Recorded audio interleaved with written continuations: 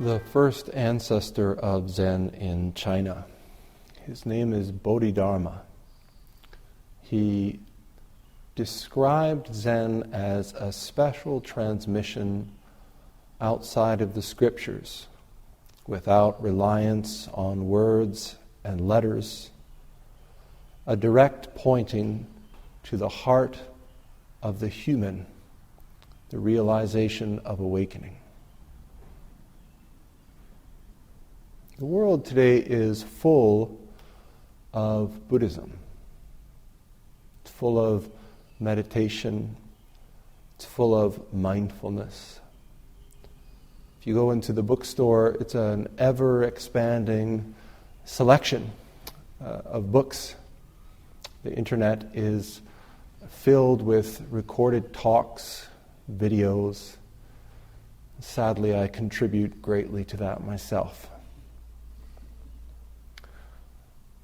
And yet we have this teaching from our first ancestor in China, this direct pointing to the heart of the human, direct pointing to the human heart. What is that? One of the responsibilities that I feel as a Zen teacher is to remember this. It's really easy to get caught up in the words of Zen. It's really easy to get caught up in all of the great speeches and talks and cool arts and colors and all of the really neat things in the world of Buddhism and of spirituality. And it's easy to forget that our practice is aimed directly at the human heart, the experience of the unfolding of our lives, of this cosmos. Tonight, as we sit here, I'm being transported back to a really early time in my own practice. This time of year for me is always very funny because it's, as the weather gets warmer, I think people come to 5 or 6 o'clock in the evening and they're faced with a choice. A patio and a beer sounds good. Sometimes it sounds a lot better than sitting in the chapel and looking at the carpet. But whenever I come here at this time of year, I'm always reminded that it seems like at this time of year, at least for me, this direct pointing to the human heart is most open, most available and accessible. One of the first koans, one of the first activities of practice that helped me in the beginning was just this practice of opening the senses, listening. Most of the time, we spend our lives listening to our own internal voice or internal voices, paying attention to this idea of ourself, our own busyness. One of the great powers of this practice is its ability to help us to open the opportunity for us to truly land or to truly be with the activity that's unfolding in front of us in each moment of our lives.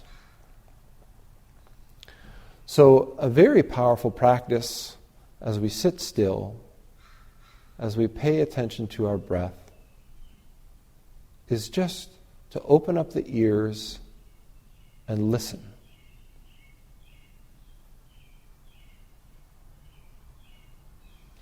To listen deeply. To notice that there are different ways of listening. One is to hear the specific, where subject and object meet. I listen to the robin. I hear the crow. I can hear the traffic on the road. I can hear the breeze in the trees, and I identify them. This is kind of a common listening, how we often hear the world. To do this, when we practice this, we hold on to our self in relationship. We hold on to subject and object. We hold on to distance. But as we sit, there is another way to experience the world of sound.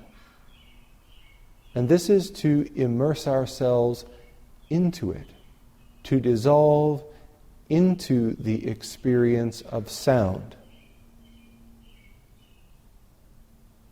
When we do this, the I, the listener, disappears. The specificity of sound, the specific source of sound, disappears. We are completely immersed in a rich and vibrant fabric of sound. We are one with sound.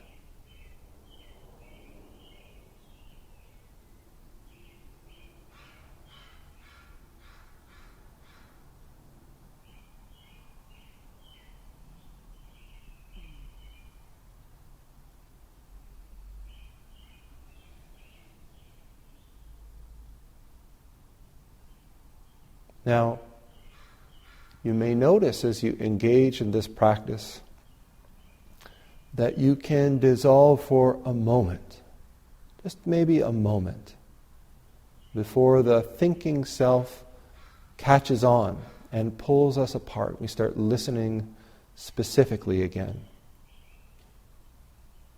But as we pay attention to our breath, as we let go of our fear of being completely lost, losing ourselves, as we begin to trust this activity of dissolution, you can experience this unification, dissolution, over and over again, more and more deeply.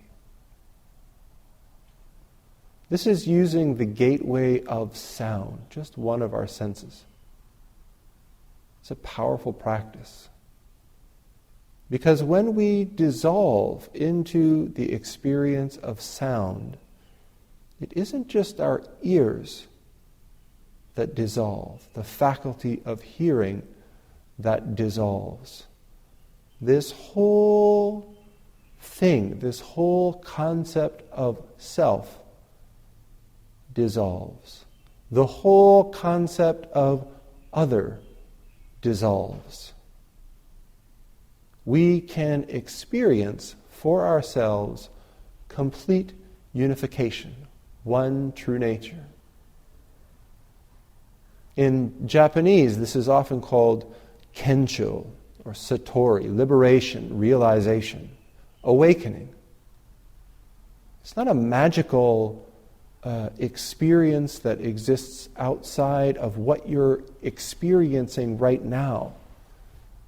These words, awakening, realization, point to just seeing things as they are. Our hearts are divided. We see this world as broken up into 1,000 pieces, and every one of them is different. It is the teaching of the Zen school that this is an illusion, that all of these innumerable different pieces are at source one. But it's not enough to just listen to this. It's not enough to just understand this. It's not enough to know and recite and chant and speak the words. Our school points at the heart of this, the experience, the realization. We can't know this through books. We can't know this through listening to talks. It is only in the activity of waking up itself. It's only through this experience of practice itself that we come to realization. So, if you're here practicing, sometimes I think it's easy to wonder, what should I do? Am I doing it right? Let go of all the books. Let go of all the talks. And allow yourself to completely dissolve into the activity of this cosmos that is unfolding right before you. There's no technique. There's no method.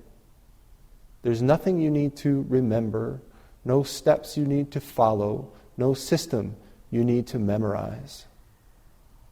Letting all of it go and experience this moment as it is.